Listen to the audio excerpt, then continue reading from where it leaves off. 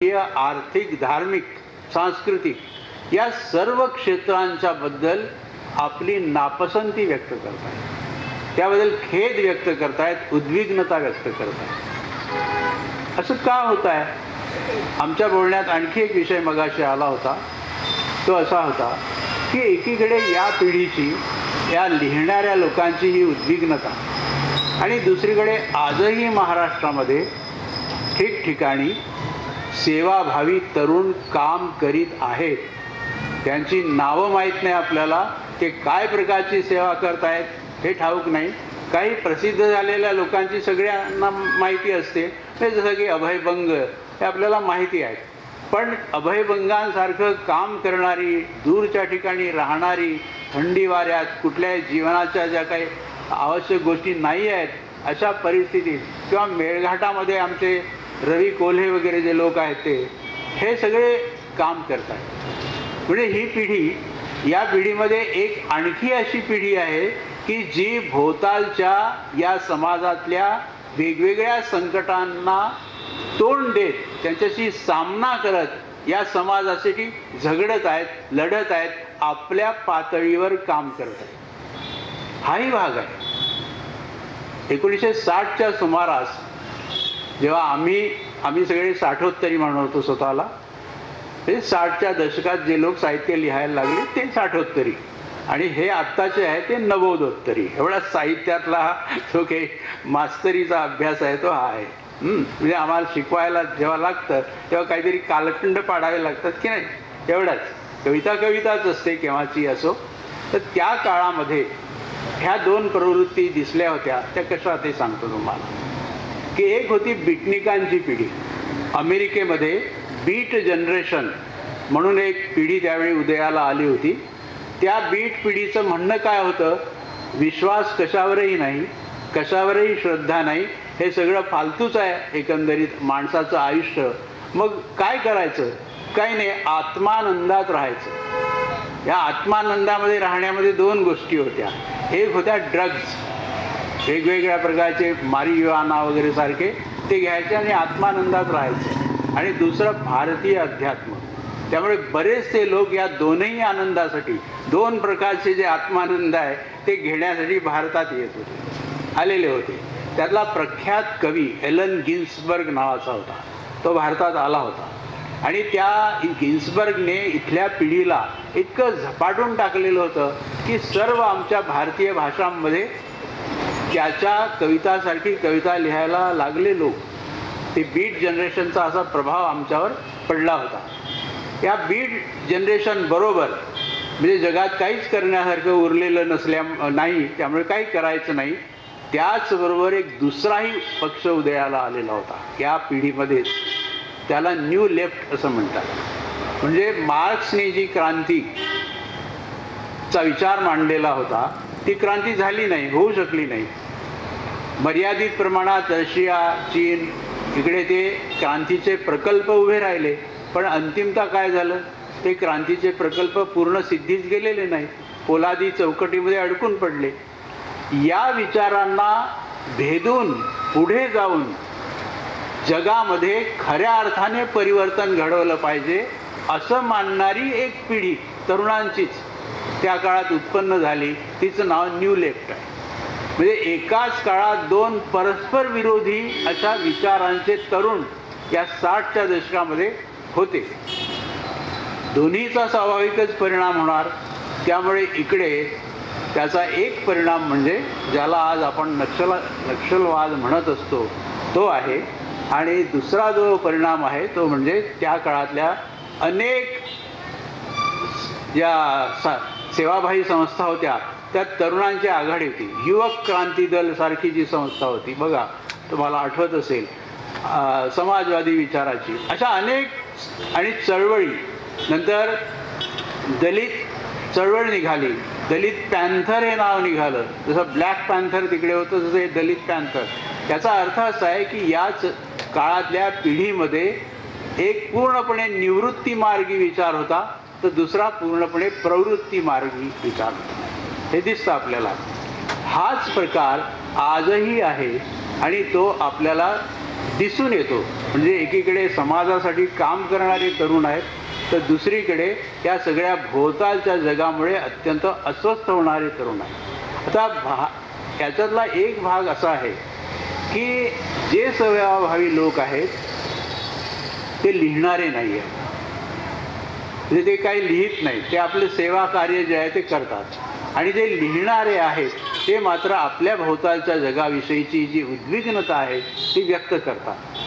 आता त्यामध्ये एक भाग आहेच, म्हणजे शेवटी बदल जो असतो तो बदल व्हावा असं यांनाही वाटतं. जे उद्विग्नता व्यक्त करतात त्यांना सुद्धा बदल व्हावा असंच वाटत असतं, बदल होऊ नये असं वाटत नाही. हा त्यातला साठोत्तरीतला आणि यांच्यातला फरक आहे की बदल व्हावाच, पण तो बदल आपल्या हयातीत घडेल की नाही याबद्दल ते त्यांना खात्री नसते. आणि त्यामुळे येणारी जी निराशा आहे ती त्यातून व्यक्त होते. पण तरीही त्यामध्ये एक भाग मला आशादायक असा वाटला की याही लोकांच्या लिखाणामध्ये जी श्रद्धा आहे मूल्यांविषयीची, मानवी जीवनाविषयीची, ती अद्याप कायम आहे. म्हणजे काल ज्या कवींचा मी आत्ता उल्लेख केला त्या कवींपैकी एका कवीने पाण्याविषयीच्या कविता लिहिलेल्या आहेत. पाणी हा जो शब्द आहे तो साधा, पाणी म्हणजे पाणी, जे आपल्याला प्यायला हवं असतं, गुरांना हवं असतं, शेतीला हवं असतं पाणी. परंतु पाणी ही गोष्ट कशी स्फोटक आहे, पाण्याने कसं राजकारण केलं आहे, पाण्याने कसं शोषण केलेलं आहे, हा सगळा इतिहास जो आहे तो जागवेल अशा प्रकारची ताकदीची कविता त्यांनी लिहिलेली आहे. म्हणजे हे सगळा इतिहास त्या कवितेत नाही आहे. परंतु पाणी हिंदू आहे का, पाणी मुस्लिम आहे का, पाणी अस्पृश्य आहे का, पाणी ब्राह्मण आहे का, असे प्रश्न विचारले. या प्रश्नातूनच आपल्याला कळत जातं की पाण्याचं राजकारण आपल्या समाजात काय प्रकारचं होतं आणि हे नष्ट व्हावं. अशा प्रकारचं राजकारण होऊ नये, सगळ्यांना पाणी मिळालं पाहिजे. तात्पर्य कुठल्याही प्रकारचा भेद असू नये आणि त्यावर आधारित शोषण असू नये, हा त्याचा थोडक्यात अर्थ आहे.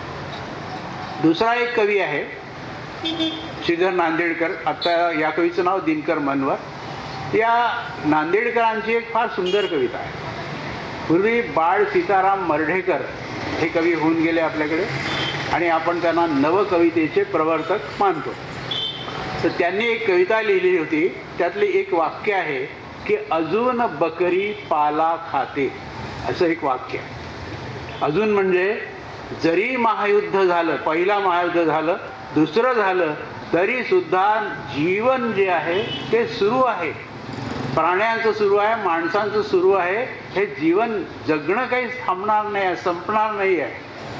हा जो एक आशावाद मर्ढेकरांनी त्या एका ओळीतून व्यक्त केलेला आहे, ती ओळ या कवीने आत्ता घेतलेली आहे. आणि त्याने या कवीची जी बकरी आहे ती नष्ट झालेली नाही, नाहीशी झालेली नाही, ती अजूनही आहे, अजूनही ती पाला खातेच आहे. आणि त्या कवितेतलं एक अतिशय सुंदर वाक्य असं आहे आत्ताच्या या नांदेडकरांच्या की लिहित्या हाताला गवताचा वास यावा. हे काय आहे, लिहित्या हाताला गवताचा वास यावा याचा अर्थ काय की एरवी बुद्धिजीवी, पांढरपेशी, मध्यमवर्गीय लेखक, कवी हे या गवतापासून, जमिनीपासून दूर असतात, या कष्टाच्या जगापासून दूर असतात आणि कल्पनेच्या जगात रममाण होत असतात. यांना या कष्टाचा, या कष्टकरी लोकांचा जो जिव्हाळा आहे तो वाटला पाहिजे. केव्हा? जेव्हा ते त्या गवतावर प्रेम करतील, त्या कष्टांवर प्रेम करतील, त्यांच्या दशां समजून घेतील, तेव्हाच की नाही. परदेशामध्ये एक विन्सेंट वान गॉग नावाचा चित्रकार होऊन गेला. डच चित्रकार, फार जगप्रसिद्ध आहे. हे दुर्दैव त्याचं असं आहे की आयुष्यामध्ये जिवंत असताना त्याचं एकही चित्र विकलं गेलं नाही. एक विकलं गेलं अपवादात्मक, ते त्याच्या भावानेच घेतलं होतं. आणि मेल्यानंतर आज सर्वात महाग पेंटिंग कुणाचं असेल ते या विन्सेंट वान गॉगचं आहे. इतकी विपरीत परिस्थिती आहे. तर या विन्सेंटला काही दिवस तो बटाटे पिकवणाऱ्या शेतकऱ्यांच्या सोबत राहत होता. तर त्यांची स्थिती त्यांनी पाहिली. कष्ट करणारे हे लोक जे आहे शेतकरी, आयुष्य कसं आहे ते त्याला उमगलं आणि त्यांनी एक पेंटिंग केलं. त्याचं नावच बटाटे खाणारे असं आहे. पोटॅटो इटर्स इंग्लिशमध्ये भाषांतर आहे. बटाटे खाणारे काय पेंटिंग असू शकेल? संध्याकाळचं जेवण आहे, कंदिलाचा उजेड पिवळसर पडलेला आहे, बाकी सगळा काळसर भाग आहे आणि या लोकांची जे बोटं आहेत राठ आहेत आणि डोळे कुठे पाहत आहेत? भविष्यहीन, कुठले निश्चितपणे कुठे बघत नाही आहेत ते, कारण ती भविष्यच नाही आहे ना, भवितव्यच नाही आहे, कष्टच फक्त आहे. त्यामुळे ते त्वचा जी आहे ती अशी उघडलेली, बोटं ज्या नसा दिसतात आपल्याला ती राठ झालेली. हे जे लोक आहेत निव्वळ कष्ट करणारे, यांचं भवितव्य हेच आहे की उद्या उठा, कष्ट करा, बटाटे पिकवा. भोजनही त्यांचं बटाटेच आहे. म्हणजे यांच्या जगण्यामध्ये हर्ष, उल्हास, आनंद कधी काही निर्माण होईल का? ह्या गोष्टी त्या चित्रकाराच्या डोक्यात येऊन कदाचित हे पेंटिंग त्यांनी तयार केलं. म्हणजे त्यांची व्यथा, त्यांची वेदना जी आहे त्या चित्रकाराच्या हृदयापर्यंत पोचली. त्यामुळे इतकं ग्रेट चित्र आहे ते. म्हणजे तुम्हाला अनुभव सांगायला हरकत नाही की मी पूर्वी ते मासिकातून, पुस्तकातून असं पाहत असे. मला खरं पेंटिंग पाहायचं होतं. म्हणजे विन्सेंट व्हान गॉगनी काढलेलं जे पेंटिंग आहे ते मला बघायचं होतं. आणि जेव्हा मी बाहेर गेलो ॲम्स्टरडॅमला, या विन्सेंट व्हान गॉगच्या पेंटिंगचं मोठं म्युझियम आहे. त्या म्युझियममध्ये असं जाता जाता असं एक आत वाटत होतं की अरे हे पेंटिंग दिसतं का आपल्याला? एक जी आतल्या थरथर असते की नाही, की आपल्याला उत्सुकता असते, तसं करत करत जात असताना समोरच दिसलं. एकदम इतकं मला विलक्षण वाटलं त्यावेळी, सांगता येत नाही की अरे ते पेंटिंग जे आपल्याला इतकं आवडलेलं आहे ते समोरच आहे. आणि ते प्रत्यक्ष समोर पेंटिंग पाहत असताना अनुभूत असा आनंद होत असतो. कारण हे शेवटी छापलेलं असतं, ते त्या चित्रकाराने काढलेलं, त्याचे अस्सल रंग ते तिथे आहेत. ते पाहत असताना काय दिलं मला त्याने? या पेंटिंगनी मला काय दिलं? मला विलक्षण आनंद दिला. नुसताच आनंद दिला नाही, एक मनुष्य दुसऱ्या कष्टकरी माणसांची व्यथा कशी जाणतो हे दिलं. हा माझ्यावरचा संस्कार आहे. एक कष्ट करणारा समूह आहे, शेतकरी समूह आहे, त्याच्याविषयी एका कलावंताला काय वाटतं हे मला समजलं. असं वाटायला पाहिजे, असा सहानुभाव असायला पाहिजे. आपल्याला माहीत आहे की विदर्भामध्ये अलीकडे दुर्दैवी गोष्ट आहे ती, विदर्भ एवढा कापसाचा प्रदेश, संपन्न असा मानला जात होता. आता काय आहे? शेतकऱ्यांच्या आत्महत्या. ज्या गोष्टी त्यांना आतापर्यंत पैसा दिलेला होता, म्हणजे ते राहत होते, ते सगळं गणित बदललेलं आहे. ह्या बदललेल्या गणितामुळे कोणी म्हणतात ते व्यसनाधीन असतात म्हणून आत्महत्या करतात, कोणी म्हणतात ते कर्ज काढतात आणि मुलींचे लग्न करतात त्यामुळे आत्महत्या करतात. कारणं हजारो सांगितली जात असतात, परंतु खरोखर काय घडतं आहे या शेतकऱ्यांच्या संदर्भामध्ये याचा खोलवर विचार काही लोकांनी अभ्यास केला आणि त्याचे अहवाल पण प्रकाशित झालेले आहेत. पण हा जो शेतकरी आहे त्या शेतकऱ्याच्या या दुःखद स्थितीविषयी कळवळा येऊन, जिव्हाळा वाटून लेखन होऊ शकतं. कारण शेवटी माणूसच माणसाला जाणणार ना, बाकी कुठून कोण येणार आहे? आणि लेखकाचं काम तर हेच आहे की ते समजून घेतलं पाहिजे, त्याचं विश्लेषण केलं पाहिजे आणि ते मांडलं पाहिजे. मी आता विश्लेषण पण शब्द वापरला आहे. नुसतं भावूक होऊन नाही, त्यांनी डोकं जाग्यावर ठेवून की हे काय चाललेलं आहे आणि कदाचित त्याला प्रश्न पण विचारण्याचा अधिकार आहे की हे जे चाललेलं आहे ते तुमच्यामुळे चाललेलं आहे असं म्हणण्याचा पण अधिकार आहे.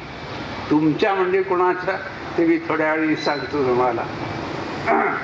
तर अशी ही जी काही परिस्थिती आहे कलावंतांना, लेखकांना भेडसावणारी आजच्या जगामध्ये, याचं कारण मगाशी स्वागत अध्यक्षांनी हा शब्द वापरलेला होता, जागतिकीकरण. जागतिकीकरणाविषयी दोन मतप्रवाह आहेत. ते आपल्याला मान्यच केले पाहिजे. एका मतानुसार जागतिकीकरण ही फार चांगली गोष्ट आहे.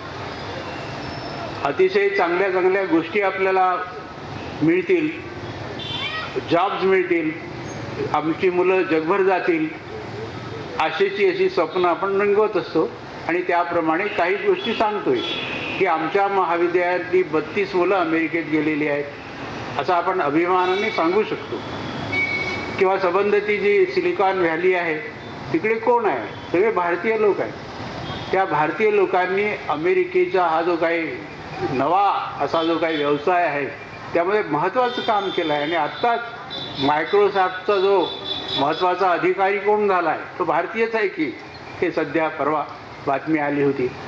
किंबहुना मायक्रोसॉफ्टच्या वेगवेगळ्या ज्या विंडोज आहेत त्या विंडोज तयार करण्यामध्ये भारतीय तंत्रज्ञांचा अतिशय मोठा सहभाग आहे.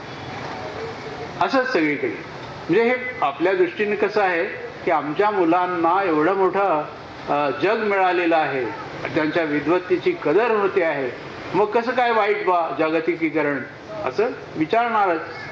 नंतर परदेशी भांडवल गुंतवलं जातं त्यामुळे आमच्या लोकांना रोजगार मिळतो.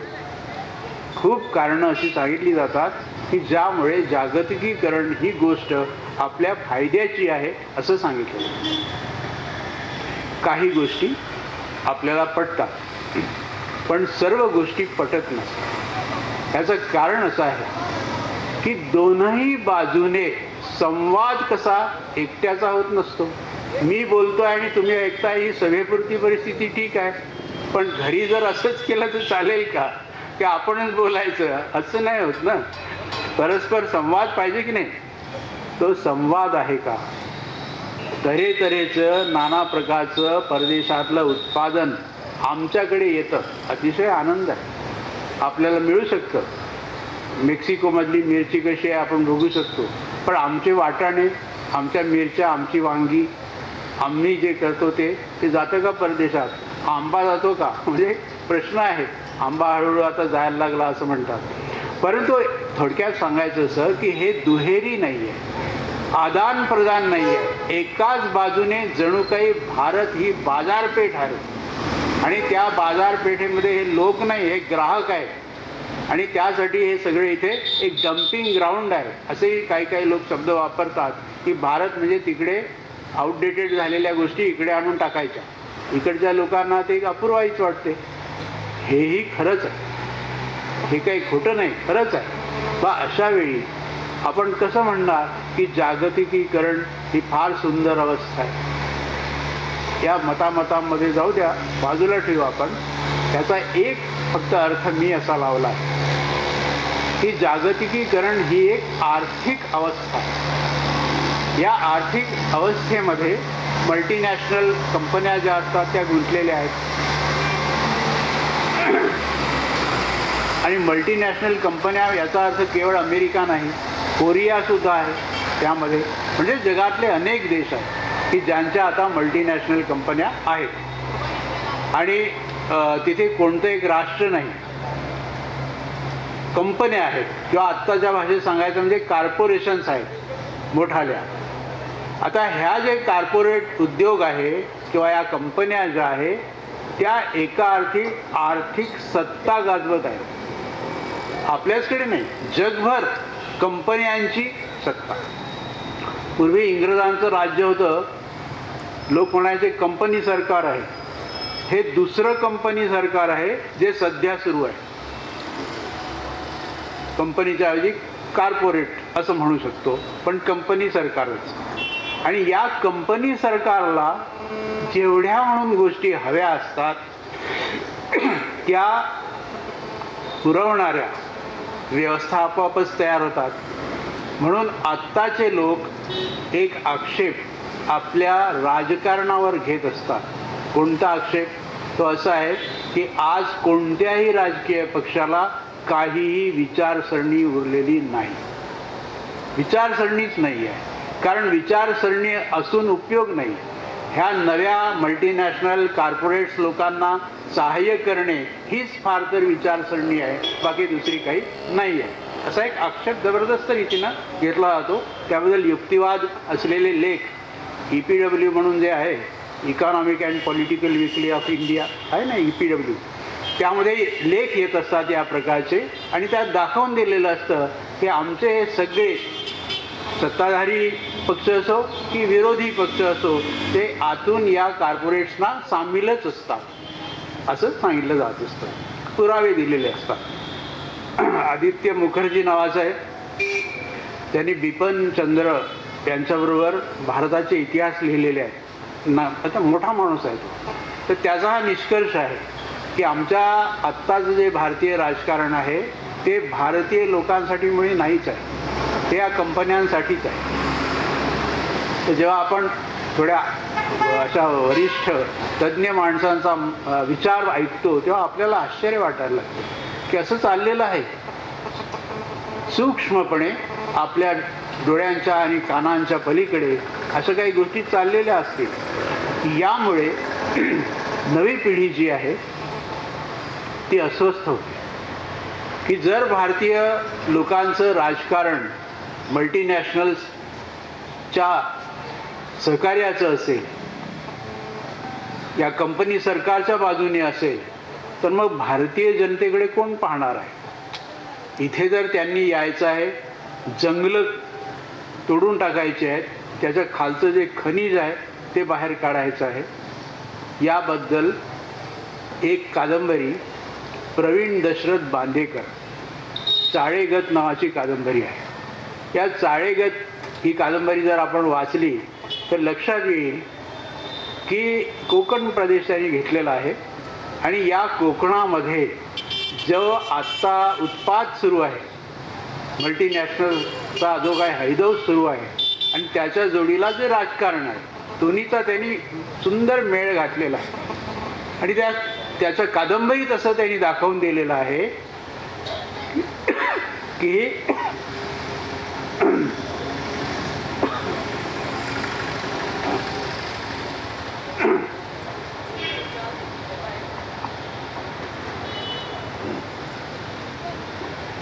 ही जी काही अवस्था आहे ती अवस्था एकूण मानवी हिताच्या दृष्टीनं योग्य नाही आहे.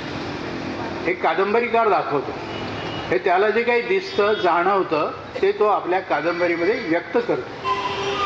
ते नवी पिढी अशा प्रकारचं का लेखन करते की भोवतालच्या परिस्थितीबद्दल उद्विग्न व्हावं, असं ते लिहिणं त्यांचं का असतं? त्याचं कारण आपल्या भोवतालचं जग तसं बनत चाललेलं आहे की आपण उद्विग्न व्हावं, आणि आपण उद्विग्न होत नसू आणि चेहऱ्यावर आपल्या जर हास्य असेल तर आपण आपल्याला फसवत आहोत असा याचा अर्थ होतो. आणि ही फसवणूक लेखक करीत नाही. लेखक फसवणूक करू शकत नाही, कारण त्याला लोकांच्या समोर सत्य काय ते मांडायचं असतं. त्यामुळे प्रवीण दशरथ बांदेकर यांच्या ही कादंबरी चाळेगत, किंवा त्याची येरू म्हणे नावाची एक दीर्घ कविता आहे. या कवितेमध्ये सुद्धा त्यांनी आजच्या काळामधल्या, आता आपण टेलिकम्युनिकेशनचा जरी विचार केला, केवढा विस्तार झालेला आहे, किती छान वाटतं. मला स्वतःला अतिशय आनंद होतो की माझ्या खिशामध्ये असलेला जो मोबाईल आहे तो मला सगळ्या जगाशी सगळी माहिती मिळवण्यासाठी फार उपयुक्त आहे. अतिशय आनंद होतो. म्हणजे ट्रेन किती वाजता आहे, कोणत्या प्लॅटफॉर्मवरून सुटणार आहे, आपलं तिकीट झालं आहे की नाही कन्फर्म, बसल्या बसल्या पाहायला मिळतं. म्हणजे किती चांगली गोष्ट आहे असं आपण म्हणू, नाही का? बरोबर आहे. अशा प्रकारचं टेलिकम्युनिकेशन आजच्या जगामध्ये सुधारलेलं आहे. कवीचा प्रश्न असा आहे की माणसामधलं कम्युनिकेशन आहे ते सुधारलं आहे का, की ते बंद झालेलं आहे? उलटं माणसं एकटी होत गेलेली आहे आणि त्यांचा जो संवादाचा हा जो काही भाग होता तो नाहीसा होत चाललेला आहे, असं त्याचं निरीक्षण आहे. त्यामुळे एका बाजूला या प्रगतीचा आपण आनंद मानावा, तर दुसरीकडे जे मूलभूत आहे हे सगळं कुणासाठी आहे? शेवटी माणसांसाठीच आहे ना. माणूस आणि त्याच्या भोवतीचं जे जग आहे त्यात पशु आणि पक्षी, कीटक हे येतात, या सगळ्यांसाठीच ते जग आहे. पण हे जग कोणाच्याही जगण्याच्या जर लायकीचं राहत नसेल तर कवी लोक उद्विग्न होणार, स्वाभाविकच आहे. म्हणजे एका कवीने प्राचीन महाभारतातलं जे रूपक आहे आमच्या मराठीतला फार मोठा कवी आम्ही त्याला मानतो, अरुण कोलटकर. तर भिजकी वही या त्यांच्या दीर्घ कवितांच्या संग्रहामध्ये महाभारतातल्या खांडव दहनासंबंधीची एक कविता आहे. हे महाभारतातलं खांडव दहन ते इथं नाही लिहित आहे, ते वेगळ्याच प्रकारचं खांडव दहन आपल्या या कवितेत लिहित आहे. झाडं तोडून टाकणे, जंगल जाळून टाकणे, त्या जंगलामध्ये असलेले जे प्राणी आहेत ते नाहीसे करणे, हे झालं अर्जुन आणि श्रीकृष्ण यांचं त्यावेळचं कारस्थान, असं म्हणजे कवी सांगत आहे. पण आजच्या जगात काय आहे? वेगवेगळ्या प्रकारची जंगलं काही लोक जाळत सुटलेले आहेत आणि त्यातून माणसं भयभीत होऊन बाहेर पडू पाहत आहेत, तर त्यांना बाहेर पडू दिलं जात नाही आहे. हे जे वातावरण आहे समकालीन आपल्या काळातलं भीषण सत्य, कुठेही त्यांनी एकही शब्द असा वापरलेला नाही आहे की आजच्या घटनेसंबंधी ही गोष्ट आहे. पण आपल्याला ती कविता वाचत असताना जाणवत असतं की धर्माविषयीचा द्वेष, जातीविषयीचा द्वेष, यामुळे नवी खांडव दहनं कशी अस्तित्वात येत चाललेली आहे. जी कविता वाचत असताना मी इतका चकित झालो, कारण त्या जुन्या कहाणीमध्ये मूळ आहेच. त्या जंगलामध्ये राहणारे जे आदिम वंशाचे लोक होते त्यांचा नायनाट करणे हेच तत्कालीन लोकांचं काम होतं. आजही तोच प्रकार सुरू आहे. ह्याची विलक्षण असे जे सत्य आहे ते कवी सांगतो. पण आपण सगळे कवींविषयी खूप आदर असलेले लोक आहोत. कवी एवढं महत्त्वाचं सत्य आपल्याला सांगतो आहे याबद्दल आपण सद्गदित होतो. पण ज्यांच्यापर्यंत हे सत्य पोचायला पाहिजे असतं त्यांच्यापर्यंत ते पोचत नाही. या कवीचं म्हणणं कोण ऐकतो? तिथे महर्षी व्यास दोन्ही हात उभारून आक्रोश करतायत आणि सांगतायत की माझं कोणी ऐकत नाही, तर आम्ही कोण? त्या व्यासांच्या संदर्भामध्ये कोणीच नाही. कोण ऐकणार? वाचक इथे. वाचकाचं महत्त्व लेखकाहून कमी मुळीच नाही आहे. वाचक कुठे आहे? आपण सगळे वाचक आहोत. सर्वसामान्य माणसं ही वाचकच आहेत. आणि या सर्वसामान्य माणसांना जे जाणवतं ते जर व्यक्त झालं तर ही परिस्थिती राहू शकत नाही. आपण माणसं आहोत, वाचक आहोत, समजून घेतो पण बोलत नाही, व्यक्त करत नाही. की हे नाही चालणार असं आपण म्हणत नाही.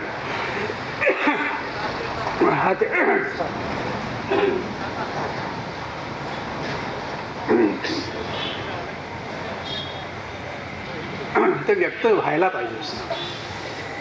व्यक्त जर झालं नाही, आपण आपलं म्हणणं व्यक्त जर केलं नाही तर काय होत असतं याची दुसरी एक छोटीशी गोष्ट आपल्याला सांगतो. पूर्वी स्त्रियांच्या बाबतीत आपल्याला माहीत आहे की शिक्षण नव्हतं, शिक्षण घ्यायचंच नाही नसतं बायकांनी. आणि गोष्टी लिहिणं तर त्याहून पलीकडे, गाणी म्हणणं तर आणखीनच. त्यामुळे एक बाई होती, तिच्या मनामध्ये गाणं होतं आणि गोष्टही होती. पण या सामाजिक दबावामुळे कधीही तिने आपल्या मनातली गोष्ट कोणाला सांगितली नाही आणि गाणं कधी तिने म्हटलं नाही. एकदा काय झालं की ती झोपलेली होती आणि तेव्हा तिचं तोंड उघडं होतं. ती नाक बंद होतं, तोंडाने श्वास घेत होती. हे कशाचं लक्षण आहे ते सांगतील लोक आपल्याला, या विषयातले तज्ज्ञ, की जेव्हा श्वास नीट घेता येत नाही तेव्हा तोंड आपोआप उघडं पडतं. म्हणजे जे सप्रेस्ड असतात, जे दाबून ठेवलेले लोक असतात, त्याचं एक उदाहरण आहे. तर त्या उघडलेल्या तोंडातून गोष्ट बाहेर पडली, गाणं बाहेर पडलं. गाण्याने काय केलं तर खुंटीवर कोट होऊन ते राहिलं आणि गोष्टीने काय केलं तर दाराबाहेर जोडे बनलं. ती गोष्ट काही वेळाने त्या बाईचा नवरा आला घरात. त्यांनी पाहिलं की दारामध्ये जोडे आहेत, आज पाहिलं तर खुंटीवर कोट आहे. काय विचारणार तो ताबडतोब की कोण येऊन गेलं? स्वाभाविकच आहे ना. आता त्या बाईने किती सांगितलं कोणी नाही येऊन गेलं ते तो काय ऐकणार आहे.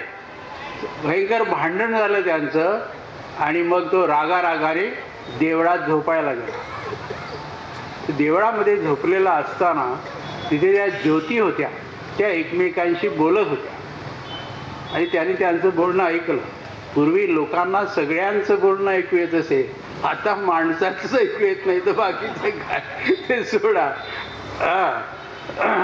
तर त्याला बोलणं ऐकू की त्या बोलत होत्या की सगळ्या आल्या, एक नाही आली अजून. एवढ्या ती धावपळत आली एक. त्यांनी विचारलं की काय झालं बाबा, तू काय उशीर का झाला?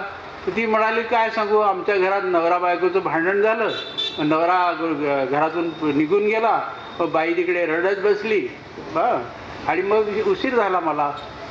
तर हे सगळं तो माणूस ऐकत होता आणि ती सांगत होती ज्योती की काही नाही, त्या बाईने काही केलेलं नव्हतं, उगीच डोक्यात राग घातली या माणसाने आणि तो गेला. असं सगळं बोलणं झालं. त्यावेळी त्याला कळलं की बा हे काही बरोबर झालं नाही. मग सकाळी उठून तो तिकडे घरी गेला. तात्पर्य असं आहे की जर आपण आपली गोष्ट व्यक्त केली नाही, आपलं गाणं जे आहे ते आपण उच्चारलं नाही, तर काय उत्पात होऊ शकतो बघा तुम्ही. आतल्या आत ते राहत नाही, ते बाहेर पडतं आणि कशा मार्गाने बाहेर पडेल, काय त्याचं होईल हे काही सांगता येत नाही. त्यामुळे आपण जे वाचक असतो, साहित्यावर प्रेम असतं आपलं, लेखकाने जे लिहिलेलं असतं ते जगाचं जे काही आकलन त्या लेखकाचं असतं ते आपण समजून घेत असतो. आणि नुसतं समजून आपण घ्यायचं नसतं, आपण याबद्दल विचार करायला पाहिजे आणि त्याबद्दल आपण बोललं पाहिजे. हा त्याच्यातला भाग आहे. लेखक लिहितो याचा अर्थ काय, तो वाचायचा आणि गप्प बसून राहायचं यासाठी लिहितच नाही तो. ते एका माझ्या मनात आहे ते हजारो लोकांच्या मनामध्ये उत्पन्न व्हावं आणि त्या हजारो लोकांचा जो स्वर आहे, एकट्याच्या स्वराला कोण ऐकणार, त्या हजारो लोकांचा जो घोष आहे तो कानावर पडल्याशिवाय राहत नाही. हा सिद्धांत आहे. आणि त्यामुळे लेखकाचं जे म्हणणं आहे ते लेखकाचं म्हणणं आपण समजून घेऊन उच्चारलं पाहिजे आपल्या एरवीच्या जगण्यामध्ये. जेव्हा आपण असं करू तेव्हा ही उद्विग्न करण्यासारखी जी काही परिस्थिती आहे ती राहणार. आणि हळूहळू मला चांगलं असं वाटतं आहे की 60च्या दशकापर्यंत, उदाहरणार्थ फक्त एक आपल्या साहित्यातलं घेतो की स्त्रिया लिहित होत्या.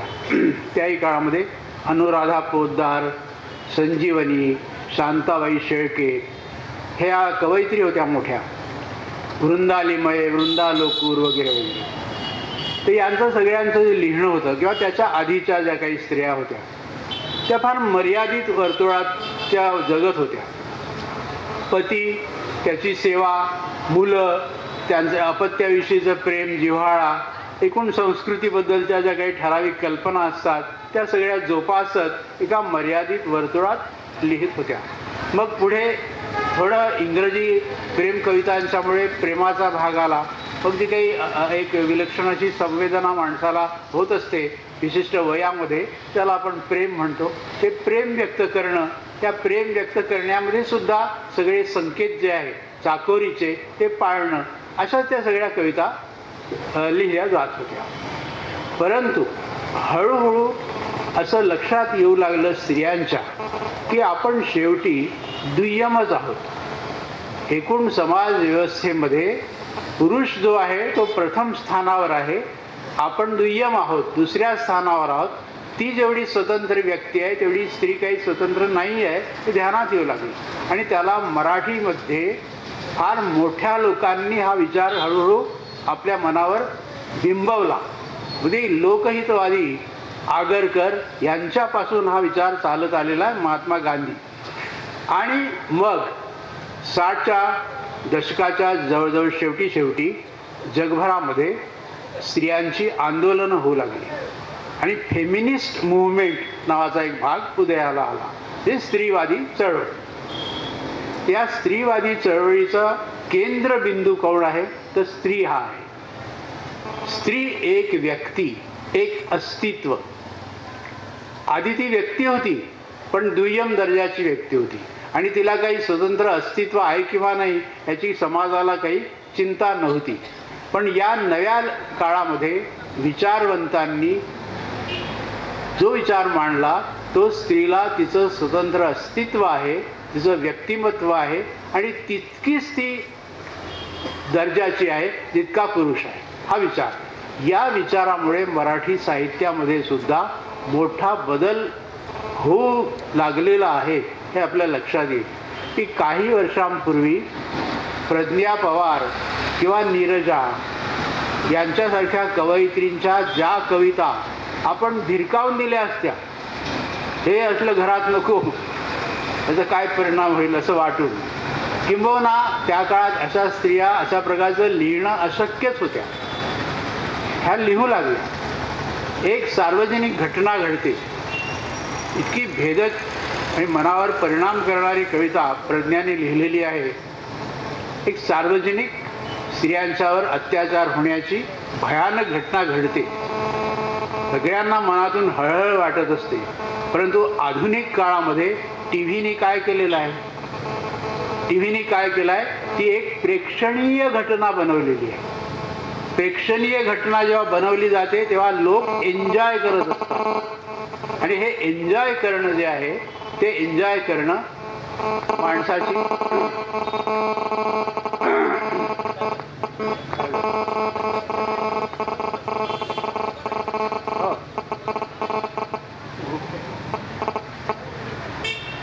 ठीक आहे. ओके.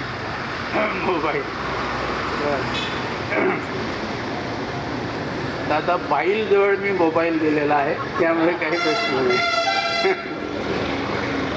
हां, तर काय सांगत होतो की अशी एखादी सार्वजनिक स्वरूपात घडलेली भयानक घटनासुद्धा लोकांनी एखादा सुंदर चित्रपट पाहावा, सुंदर म्हणजे मी इन्व्हर्टेड कामांमध्ये वापरलेला आहे, असा चित्रपट पाहावा, या पद्धतीनं जेव्हा पाहिली जाते किंवा ऐकली जाते तेव्हा आपण कोणत्या स्तरावर येत असतो हे प्रज्ञा पवार आज लिहू शकते. की माणसामधली माणुसकी इतकी लयाला गेलेली आहे की दिल्लीसारख्या ठिकाणी एखादी अत्यंत भयानक गोष्ट घडते, पण तीसुद्धा आपल्या आत जाऊन आपण बेचैन होत नाही, तर आपण ते पाहण्यामध्ये एन्जॉय करतो. हे जे भान आत्ता बायकांना आलेलं आहे ते त्यांच्या कवितांमधून उमटू लागलेलं आहे, व्यक्त होत आहे. हे पूर्वी नव्हतं.